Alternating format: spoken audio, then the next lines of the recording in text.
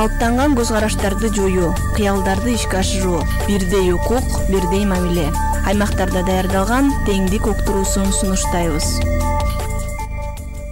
Кутмандуу күнүңүздөр менен ардактуу достор. Тонук жамааттык мультимедиа борборунда бүгүн балчылык тууралуу кеп кылабыз.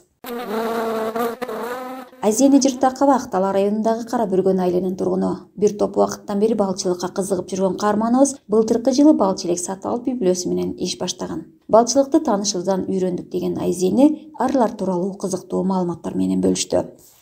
Кызыктуу жагы өтө экен да бул балдын арынынчы.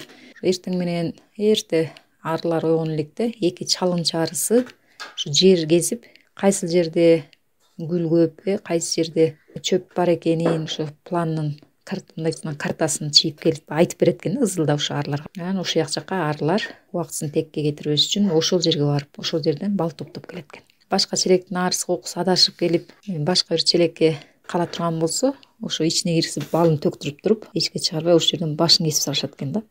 Айзене Жыртакова социалдык келишимдин негизинде мамлекеттен былтыр 100 000 сом каражат алган 49 айымдын бири.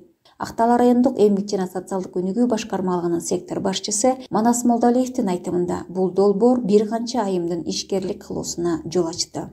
Социалдык долбоор ишкерлик үчүн жол ачты. Себеп дегенде ишкер жазайын дегенде, ишкерлик кылайын дегенде ошончо акча каражаты жок болчу да алардын. Мына азыр 100 000 сомдон кайтарымыбыз берип атат. Келечекте бул президентке дагы жогору жакка да бир сунуш кылып долбоор даярдалып атат. Буларга проценти жок 250 000 чейин дагы кошумча акча берсек депчи. Эгерде ал болуп калган шартта 100 000 эмес 300 000 менен ишкерлик жазса, мындан 2-3 эсе алдыга жылуу болот да. Биз мындай бир түшүндүрүп айтып атабыз. Пайда келишени көбүрөөк алып келген жагында карап көрсөңөр депчи. Мисалы 10 аял биригип алып туруп, бир чакан ишкана ачып алып туруп, бирдиктүү иштесе да болот да ушуяна. Карманыбыз райондун аймагында балчылык аралашып, бул жаатта ишкерлик кылууга аракет кылган жалгыз айым. Социалдык келишим чоң мүмкүнчүлүк түзүп берди деген Айзене балдын мезгилге жараша өзгөчөлүгүнө токтолду. Ушу өзүнчө бир чоң бир киреше булагы болуп экен да бул балчылык. Коркпогонго аракет кылыш керек экен. Бет башыңа бир конуп алса, ошону кол менен силкпей, же болбосо чочутпаганга аракет кылыш керек экен да. Корко турганын билип калса, ошо ызылдап келип чагып баштайт экен. Чөптүн деле жазындагысы ушу дарытчылык касиетке ээ болот экен. Бул балдын союгураак, жеңил болот экен веси дагы.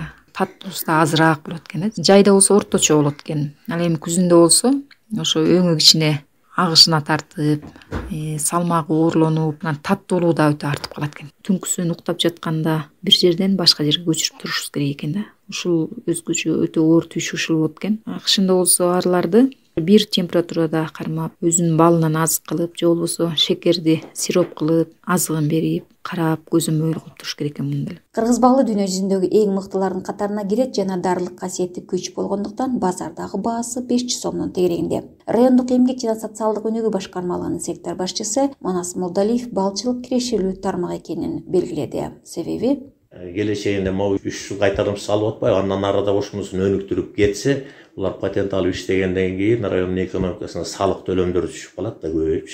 Жылына бир 2-ден 3-төн кошуп отурсам дагы, ошо менен мындан ары иш алып кетсем дейт. Себеби бал эми азыр өзүңүз көрүп, килограммы дагы жогору болуп калды.